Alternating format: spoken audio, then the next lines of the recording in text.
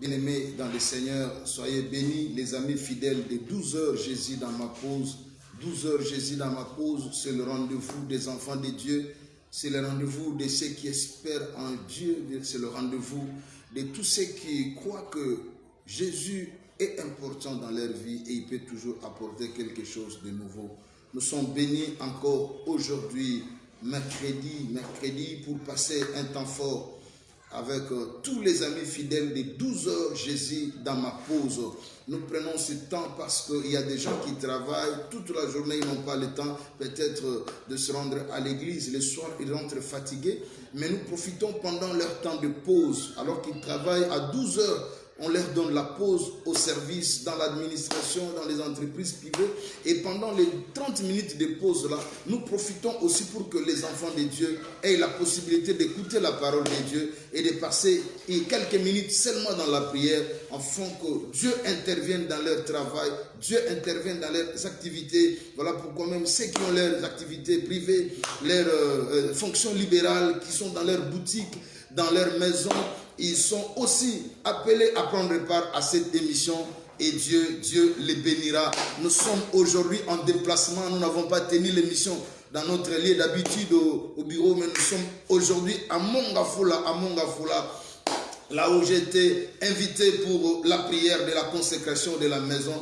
J'ai toujours dit à tous ceux qui suivent l'émission 12 heures Jésus dans ma pause, vous avez un problème, vous avez besoin de la prière, je suis votre serviteur. Dieu m'a appelé et m'a mis à votre disposition pour la prière. Vous avez un problème dans la famille qui nécessite la prière, là où tu travailles, là où les activités ne marchent pas, tu as besoin de la prière. Je suis disposé à descendre partout parce que je suis un simple serviteur de l'Éternel.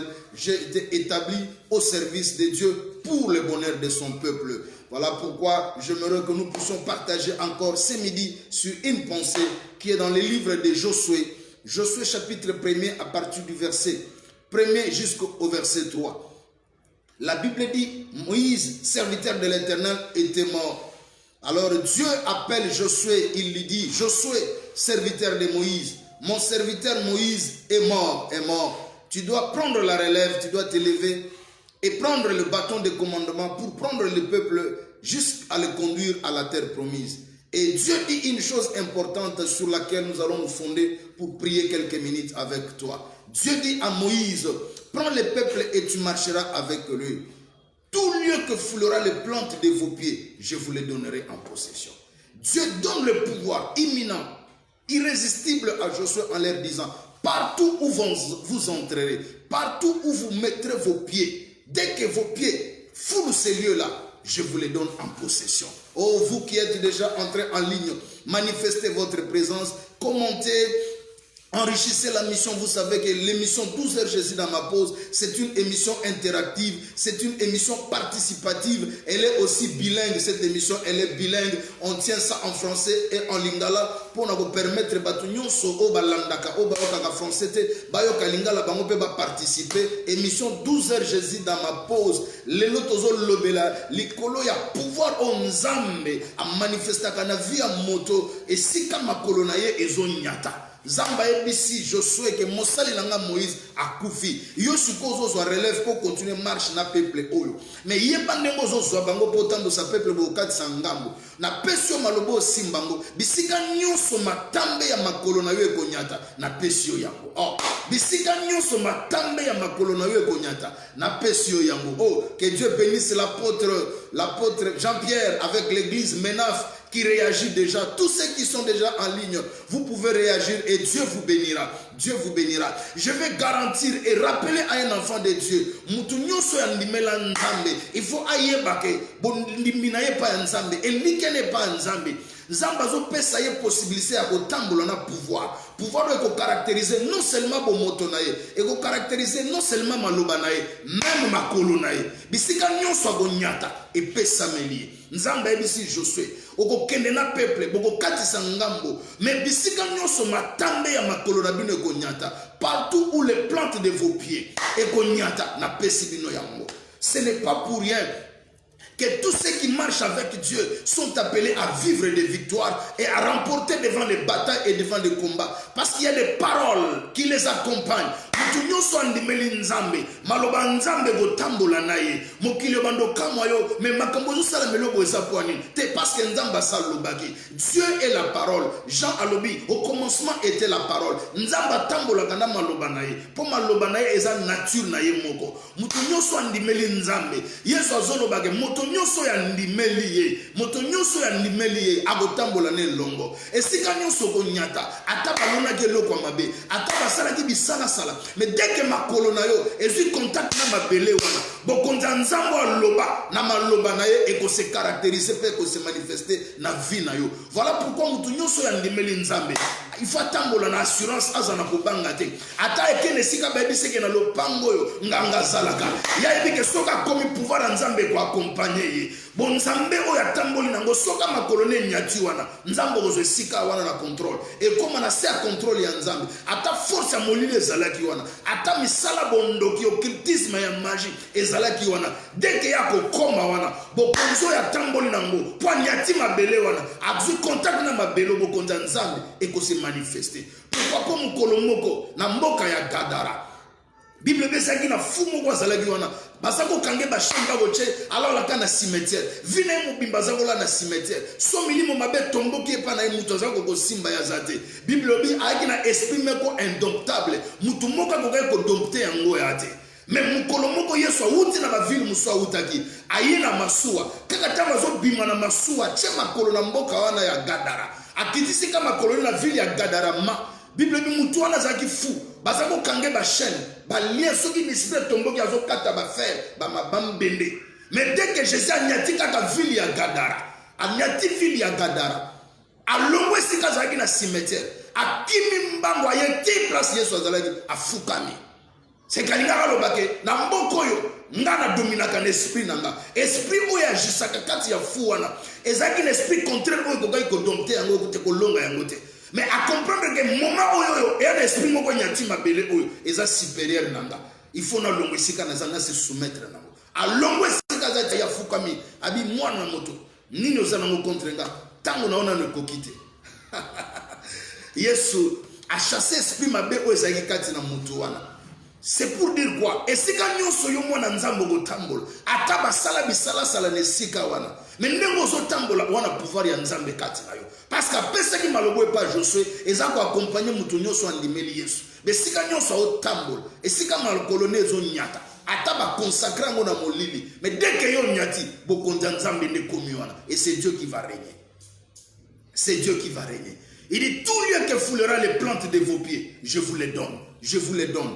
Même si tu arrives dans un territoire où tu ne connais ni les tenants ni les aboutissants, ni les sacrifices qui ont été consacrés à ces lieux-là, mais parce que tu portes Dieu dans ta vie, dès que tu foules ces lieux-là, Dieu te les donne et tu vas régner. Voilà pourquoi il dit dans Matthieu chapitre 12, chapitre 10, voici je vous ai donné le pouvoir de marcher. Celui qui marche, il pose ses pieds sur la terre. Il dit je vous ai donné le pouvoir de marcher sur les serpents, sur les scorpions et sur toute la puissance de l'ennemi. Yesu apesi biso bokonzi abina apesi bino bokonzi ya kotambola likolo ya nyoka likolo ya serpent pe likolo ya nguya nyonso ya mabe. C'est que tant nyonso otambola makolo na yo ezozwa contact na mabele. Esprit nyonso atezaka na se ya mabele, ateza na mabele, ateza na mipepe. Soko komi ne sika wana ozwa contrôle sika wana pe pouvoir ya nzambe eko s'imposer na vie na yo pe oko dominer. Voilà pourquoi na oyebisa yo ataba ko bundiso na musala ataba ko bwaka biloko na bureau na yo eza problème te. Soki okei bango batikali bazoka na ba sentinelle basali bisala sala ya problème te. Mais dès que toi tu arrives, tu apportes le royaume de Dieu là. Nyonso basalaki na absence na yo. Dès que toi tu arrives, quand so makolo na yo nyati na bureau, pouvoir ya nzambe il faut neutraliser nyonso. Yangwana ba mituna kama soto sali bisala salabo soka ye esimba ga ete nini esimba ga ete poza na nzambe. Alors soko za na nzambe te biloko wane boswayo yangwana bondeli yo na midi ya lelo bomo ina yo kabango pa Yesu bokonzi ya nzambe gozala nayo pouvoir ya nzambe ko accompagner partout ezala na misala na yo okesala misala esika moko okokota na lupango moko makambo basala yo yebite okokota na ndako moko bakonsakra ngo na bondoki no occultisme mokilese beba moto wana ezaki na misala molili mais yo okoti yo na misala na yo po sala mais esprit moko edominaka na ndako wana ekoya po ebundisa yo po emeka esprit na yo trouver soko za faible to za fort mais soko za kaka na nzambe parce que makolo na yo nyate sika wana ata sala bisala sala na ye ata sala makambo songolo pakala ekolonga yote parce que le pouvoir de Dieu t'accompagne. Nani mwana nzambe nyonso andimela nzambe atambolaka na assurance atambolaka na garantie lokola nzamba zana yo molile kolonga yote. La Bible dit Christ en nous, c'est l'espérance de la gloire. Mutu nyonso na Christ kati na ye, ifaza na nelikia, quelqu'un bon nzambe zana ye, elonga nzambe zana ye, atoza yo moko, bato bazinge yo ebele. Miso na yo, otali na gauche droite moni mutote, mais kobosa na kate na likolo nzamba zale. Nzamba za po batela yo, nzamba za po bundela yo, nzamba za po alongisa yo. Yango na bondeli yo na media lelo, o exercer pouvoir nzamba pesi yo. Bisika nyonso ko kendaka, nyonso makolono kozala na contact na mabele ya esika songolo pakala. Yebake nzambe azana yo, pe pouvoir ya bon nzambe eza appelé et se manifester na esika wana pe yo olonga. Nazondi misama moto nyonso andimeli Yesu na bomo na ye atozo kende sika pona mosala atozo na bureau na yo po sala ga mosala mais bato na simano batika la kosala bisala sala yo kolanda bango te ata sentinelle ya biso na simana basala ni boy na bureau na yo o prendre connaissance na yango o agir avec prudence mais o tomboli subo nzambe kati na yo o fandi subo konza nzambe na bureau wana obi moi je viens ici travailler je ne viens pas me livrer à des fétiches moi encore à des gris-gris ou à des pratiques occultes. Mais je viens juste travailler parce que Dieu a dit à sa parole que moto ya salité aliate. Nga nazo sala kolanda mosala nzamba loba nzambe nenge lobi que mutu nyonso akobika na motoki ya mosala na ye. Na ye koluka via mutu te na ye koluka mwesa batute makango eloko songolo pakalate mais nazo ela mosala. Mais soki mutu ayaka na sima na nga na bureau oyo po abundisanga nzambe akutana na ye. Bokonza nzambo etambolaka na nga nyonso na okota na bureau et anéantir nyonso esalemaki na absence na nga à mon insu. Nzambe a capable ya ko accompagner bisika nyonso ata balobi ke balabala wana etondi na ba occultiste mais soma kolona yo enyati e kwa empêcher bango ba opérer basala ba incantation ba faire appel na ba esprit satanique na bango ata a quartier wana eza dominé par ba Illuminati mais yo ozana oya za véritable lumière c'est Jésus-Christ. Dès que tu arrives là, ta lumière va chasser les ténèbres. Je prie ce midi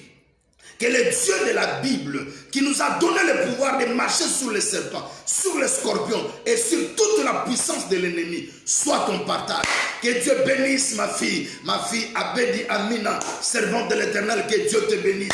Que le pouvoir divin que Dieu a doté à tous les enfants de Dieu, que ce pouvoir-là t'accompagne partout dans ton lieu de travail, que tu domines et que le pouvoir divin s'impose dans ton lieu de travail, devant toute autre force, devant toute autre puissance. Le monde dans lequel nous vivons, c'est un monde qui est confronté, un monde dans lequel nous sommes appelés à vivre la confrontation des forces, la confrontation des puissances, la confrontation des mystères. Si tu n'as pas Dieu, si tu n'as pas la puissance de Dieu, si tu n'as pas la force de Dieu, tu ne peux pas tenir devant les forces du mal. Voilà pourquoi Jésus est très important dans ta vie. Tu as besoin de vivre Jésus dans ta vie et que ce Jésus-là t'accompagne partout. Et quand il est avec toi, et l'oko mokote Coca-Cola yo, et l'oko mokote Coca-Cola yo, nazo bonde la na media lelo.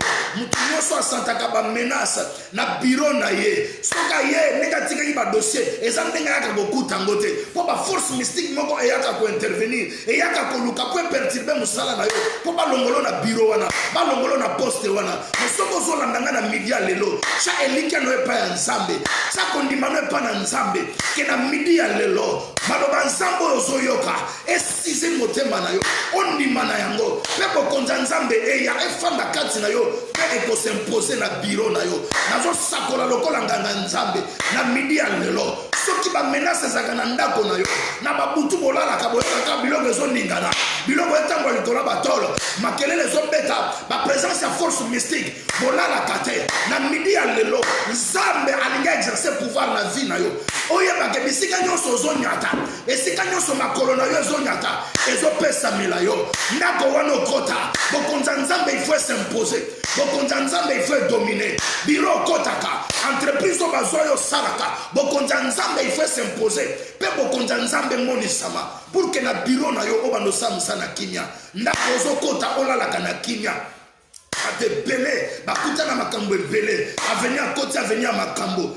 ate belé bakuta na makambo belé bisika ba osala bitumba butu moyi tongo poko butu moyi mosu ezo ya bo bundisaka ye santé na ezala bien te banda okotaka na avenir wana bando kota na balabala wana bando kota na ndako wana bando kota na lupango wana omona kama makambo etambola ga sute isoto bela belaka pamba parce que ezala ba esprit opéraka na balabala wana ezala ba esprit opéraka na lupango wana ezala ba esprit opéraka na bandako wana po bato basala wana ba sacrifier balabala wana ba consacrer mona sa bokonzi ya molili yo sukota ngozwa kokota il faut benga bokonzi ya nzambe et ya s'imposer le sika wana biro kota moto moso azaka na wana liboso na yo webi makambo ya sala te webi biloko ya simba te webi makambo ya lekisa kuna te soka asaka soka basala bondoki bonganga yo yebi te yo koya okotaka ngulu te yango il faut tambola na bokonzi ya nzambe bokonzi ya nzambe e accompagner soko koti na biro wana o posséder yango o dominer likoma ba force nyonso ya molili o eprenaki possession esika wana yo renverser ba hotel soki ba hotel ezaki ya kotonga wana ya molili yo renforcer yango o briser ba hotel wana pe otonga hotel ya bonzambe pour que nzambe aya arégner na biro na yo dossier nyonso bana ko traiter ezala na succès rapport nyonso bana ko sala ezala na réussite na bonde yo na midi ya lelo kande go zoyo kanga bokonza nzambe kota na biro na yo bokonza nzambe ingela na ndako na yo ingela na balabala kota soki molili ezwaka bokonzi lumière ya nzambe ngenga soki ba occultiste le ba posséder ki ko ba dominaka na côté si bokonza nzambe et dominer di kolabo occultiste et dominer di kolabo magicien et dominer di kolabo tonyoso ba sala bondoki ba bwaka ba matita bongaka ba loba maloba ya mabe azoloba maloba kitoko o ezako anile maloba nyonso loba ma ya mabe ezala ba sacrifice pesama ngana benda tomboli sacrifice monene sacrifice ya Kristo Yesu akufa ne kulusu lokola mbeka vina ya pesango lokola sacrifice po yo balekisa mwana no na sacrifice te po balekisa vina na sacrifice te po oyo ya yo ezala jamais sacrifier na monde ya molili na tomboli sacrifice ya Christ. Christ est mort à la croix, c'est le véritable agneau immolé. Il s'est donné comme une proie pour ton salut, pour ta vie, pour que jamais dans ta famille une personne ne soit sacrifiée, pour que ton travail ne soit pas sacrifié, pour que mayele na yo ezala sacrifié, mayele abana na yo ezala sacrifié. Mon ligne ezako senga ka bambeka, ezo senga ba sacrifice, omona mutu ba ko senga ye mwana na liboso, ba yibi mayele na ye, aboti mwana bo ezoba zoba. Po mon ligne yo akota, misala o yakota, esengi sacrifice. Na bondeli yo mama, ta mosoza kana mobali na yo, mais akota bikota kota. Bazo senga ye ba sacrifice. Mais yo mama à travers yo oko protéger bana na yo pour sacrifice pesa mate bana no ba de kambekate na bondeli na midi ya lelo moto nyonso azolanda 12 heures Jésus dans ma pause victoire ya nzambe za la partage na yo na bureau salaka force nyonso molili ezala ba lona biloko songolo ezala ba bwaka ba poudre ya bondoki ya major critisme na bondeli yo bonzambe lata yo kanengo kota na bureau bokonza nzambe tambola na yo deke makolo na yo zo nyata force nyonso molili o ba sala na bureau wana ezala néanti ezala détruit au nom puissant de Jésus bokonza nzambe zo tambola na mbo et bébé sa force nyonso ya molili. Maman Yvonne Kitioko, Kolapambola à partir de Paris, que le Dieu que je prêche t'accompagne partout là où tu es. Accompagne ton mari, accompagne tes enfants, accompagne tout ce que tu fais. Que Dieu bénisse, que Dieu bénisse, que Dieu bénisse, que Dieu bénisse de Christ. Là où tu me suis, na bondeli na midi ya lelo, bokonja nzambe lata yo mama. ata bana nonde bakendaka na classe bokonza nzambe tambolaka na bango Yvonne bokonza nzambe so bakomi na école mutu aye na makanisa mabe ya bondoki po aluka kotisa bango kindoki akoka kolonga bango te force ya bonzambe etambola na bana na yo bisika nyonso bagonyata makolo bisika on epesameli bango bokonza nzambe et accompagner bango au nom puissant de Jésus, au nom puissant de Jésus, au nom puissant de Jésus. Na bondeli na midi ya lelo bana bazongi classe oyebite na nzela classe ba sacrifice sengamaka ba accident molili bato ba matana mituka bakende bana ba matana mituka bakende classe mais molili eza kosenga ba sacrifice na bondeli mwana na yo sacrifice moko te abondoke komona ye sacrifice moko te occultisme komona ye sacrifice moko te ya magie komona ye bisika nyonso mwana mwa konyata epesa mela ye soka koti na bis ata bato bandoki bazalaki ya molili balingi basalisa ba accident ya bakosimba vi ya mwana na yo te bakosimba yo te bakosimba mobali na yo te na kombo na Yesu Masia. Je bénis mon fils Christ, le lien de là où tu es, que le Dieu de la Bible te couvre de son ombre et que la puissance de Dieu vous accompagne partout. Bisika nyoso makolo na yo zonyata epesa melayo pe bokonzi nzambe e monisama na midi ya lelo na eko fandisa bokonzi nzambe na vie na yo pe bisika nyoso makolo na yo gonyata bokonzi nzambe wana s'imposer et détruire force nyoso ya molili ya misala mabeba kunda na balabala wana na lopango na ndako ate siko tekaka bando kota na boutique wana misala tambolaka te parce que oyebite bato basalaka wana avant yo basala bisala sala bakonsakra ndako wana na bondoki na bonganga mais lokolo su yango tika renya nzambe siko eya edomine na boutique na yo soki ezali kotambola te na bondeli na midi ya lelo force nyonso ezalaki na boutique wana ezala détruit anéanti au nom puissant de Jésus na bengi bokonza nzambe kota pe fanda edomine désormais bafer na yo ebanda kotambola na kombo na Yesu Masia.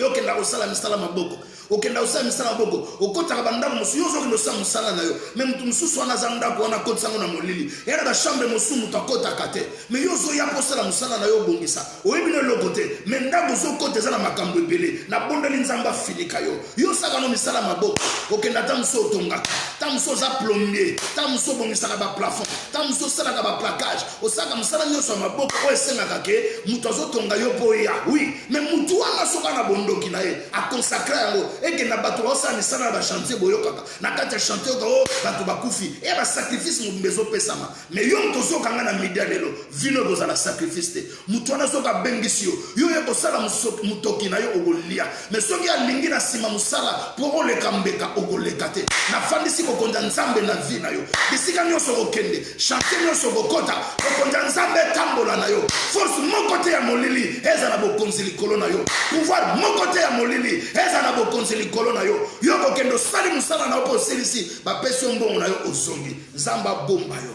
abate na yo abondeli na midi ya lelo zambo yoyoki à travers ngai azala na yo bisika nyonso tambola bokonza nzambe se manifester. Abi, je vous ai donné le pouvoir de marcher sur les serpents, sur les scorpions et sur toute la puissance de l'ennemi. Rien ne pourra vous nuire. Rien ne pourra vous nuire. Rien ne pourra vous nuire. Zambe nanga oyoki na media lelo azala nayo. Azala na bana na yo nanzela classe a protéger bango na kati ya classe baninga ayene logo na zolia biscuit na ye ayana ngota pesa yo ko ensorceler mwana na yo na réduire force nyonso sorcellerie en néant au nom puissant de Jésus. Mwana mon côté na bao nyonso bazoyo kanga soka ke classe ata ba pese mikate na muninga po luka ensorceler e go soyete na bombi mwana no na sabo konza nzambe lipata nzambe zinga ye mokilese baby bato batondi na mitema mabe ba oya yo bakomona bangote ba oya yo bakosimba bangote so bakendaka na classe bamataka na transport accident nyonso babongisaka na tronçon na bango ezala nuit au nom puissant de Jésus ba ange ya nzambe batambola na bango bisika nyonso bakochamba kolo ava bango bacha namba précédé na lokolo na ye nzamba précédé na lokolo na ye bazala sous couvert ya ombre ya nzambe lipata nzambe finika bana na yo na kokende pe na kozonga na bango parce qu'il est écrit l'Éternel gardera votre départ et votre arrivée. Même ceux qui font de voyage, ceux qui font des affaires à travers banzela mai, tu ne connaîtras jamais le naufrage. Banière na yo kozindate masu okote kozindate nzamba tambola no na mobembo o mataka na pepo. L'avion ne connaîtra jamais le crash. Que le Dieu de la Bible, où il y a Tambolina Matisson Nicolas avion, a possédé avion, a dominé Nicolas force, les puissances qui opèrent dans les airs, les esprits qui opèrent dans les firmaments, les esprits de l'air, aucune puissance contraire te rencontrera pour te combattre. Tu sortiras toujours vainqueur. Au kokene mobembo pe ko zonga. Et dans le tambol na musu, accident ko simba yo.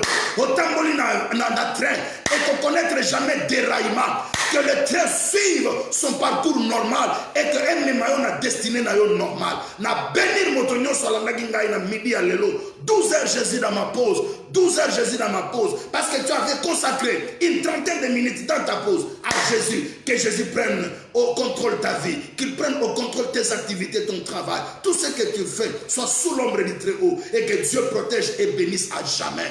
Que le pouvoir divin t'accompagne. Jésus a dit, tout pouvoir m'a été donné dans les cieux et sur la terre. Le Père a donné le pouvoir au Fils. Et le Fils venant sur la terre, il a appelé les 12, voulant s'en aller. Il dit aux 12, voici, je vous donne le pouvoir. Je vous donne le pouvoir de marcher sur les serpents, sur les scorpions et sur toute la puissance de l'ennemi. Il savait que le monde dans lequel ils resteront, l'ennemi est là. Il y aura l'adversité, il y aura l'opposition, il y aura le combat. Mais s'ils les laissent comme ça, sans puissance, ils ne pourront rien faire. Voilà pourquoi il leur a dit, voici, je vous donne le pouvoir de marcher sur les serpents et sur les scorpions. Et sur toute la puissance de l'ennemi, rien ne pourra vous nuire. Dans la terre où tu vis, dans la société où tu travailles, il y a la puissance de l'ennemi. Tu rencontreras l'opposition dans tes affaires, dans ton entreprise, dans ton travail, dans tout ce que tu fais. Mais si tu as le pouvoir divin va t'accompagner. Face à toute adversité, face à toute opposition, tu sortiras vainqueur. Que le Dieu que je prêche, le Dieu d'Aïdi Nabal, le Dieu de Mwanza Kamanda, soit votre Dieu, le Dieu de mon alliance, le Dieu de mon appel. C'est lui qui m'a appelé dès mon jeune âge. C'est lui que je prêche plus de 30 ans. Il est avec moi. Si tu crois à cette parole, tu vivras le miracle. Aucune puissance de l'ennemi ne tiendra devant toi. Je prie que le Dieu de la Bible que tu as écouté te couvre et te bénisse. Te bénisse, te bénisse. Tu m'as suivi à travers cette émission. Tu veux prendre contact avec moi? Prends mon numéro de WhatsApp. Tu peux m'appeler, tu peux m'écrire. Et nous serons en contact. Si tu veux que je vienne chez toi prier, prier pour ta famille, prier pour tes affaires, partager avec toi. Tu as un secret, tu veux me voir en particulier, tu peux m'appeler par ce numéro. Plus 243 81 923 12 89. Plus 243 81 923 12 89. C'est mon numéro de WhatsApp. Appelle-moi, on sera en contact et Dieu va te bénir. Tu veux aussi me rencontrer? Je reçois chaque jour dans mon bureau à l'église, la connexion divine, cité des surnaturels, sur l'avenue Miao numéro 94, commune de Lemba, à Lemba Terminus. Tu arrives là, tu demandes l'église, la connexion divine, on te remontrera sur Miao 94. Demande le bishop Sylvain Mbouéboué, on te montrera. On sera en contact avec toi. Tu veux que je descende chez toi pour prier. Tu as des problèmes, des menaces, des forces du mal. Tu n'arrives pas à passer des nuits paisiblement. Je descendrai et je prierai avec ta famille. Et Dieu vous bénira, Dieu vous bénira, Dieu vous bénira, Dieu vous bénira. L'église La Connexion Divine prie chaque mardi et jeudi de 17h30 à 19h30. Mardi et jeudi, 17h30 à 19h30. Comme demain jeudi, nous serons à un grand culte que moi-même je vais prêcher. Je prêche tous ces jours sur le mois de septembre, comme le mois de moisson, le mois d'exaucement et le mois de salaire. Dieu est là et il va se révéler. Viens à nos programmes mardi et jeudi, 17h30 à 19h30. Dimanche, nous sommes là de 7h30 à 9h30. De 7h30 à 9h30, quand tu viens là, nous sommes respectueux des temps. On commence à 7h30, 9h30, on termine et on laisse les gens rentrer dans leur maison pour faire tout ce qu'ils peuvent faire pendant le week-end. Ils peuvent aller en promenade. Les couples peuvent aller en promenade. Peut-être des gens ont travaillé toute la semaine, de lundi à vendredi à samedi sans repos. Ils ont droit de finir le culte à temps et dimanche, vaguer à autre chose. Si tu m'as suivi et que la prédication de ce midi t'a plu, que les dieux de la Bible, les dieux des surnaturels te bénissent à jamais, à jamais, à jamais. Appelle-moi appelle-moi. Tu veux soutenir ce travail, appelle-moi par ces numéros-là. Tu dis, pasteur, chaque fois que tu interviens, je suis béni par ton émission. Je suis édifié dans tout ce que tu dis, dans tout ce que tu fais. Appelle-moi. J'ai une aide, un soutien pour soutenir l'émission. Dieu te bénira. Nous avons besoin de caméras sophistiquées. Nous avons besoin de pieds, de micros. Nous avons besoin de tables, de studios. Bientôt, je vais commencer aussi l'émission directe sur YouTube. Nous avons besoin d'avoir un studio quand même qui répond aux normes. Et si tu veux soutenir ce travail, appelle-nous par ces numéros de WhatsApp. Dieu vous bénira et la gloire de Dieu ne cessera de se manifester dans votre vie. Tu peux aussi t'abonner dans ma chaîne YouTube. Tu t'abonnes sur Bishop Sylvain Mbouéboué. Bishop Sylvain Mbouéboué. Nous devons atteindre un nombre qu'il faut pour que nous puissions commencer les émissions en direct sur YouTube. Fais-le et tu seras béni. Que Dieu vous bénisse. L'émission d'aujourd'hui, je l'ai tenue ailleurs, à Mongafula, où je suis venu prier pour la maison de mon frère, Denis Pokwini. Que Dieu le bénisse, parce qu'il croit mon ministère, il croit mon appel, il a confiance en mon Dieu. Et parce que cette émission, je l'ai tenue dans sa maison. Que Dieu le bénisse d'abord. Avant de parvenir à vous qui m'avez suivi de loin, que lui d'abord et sa maison soient bénis.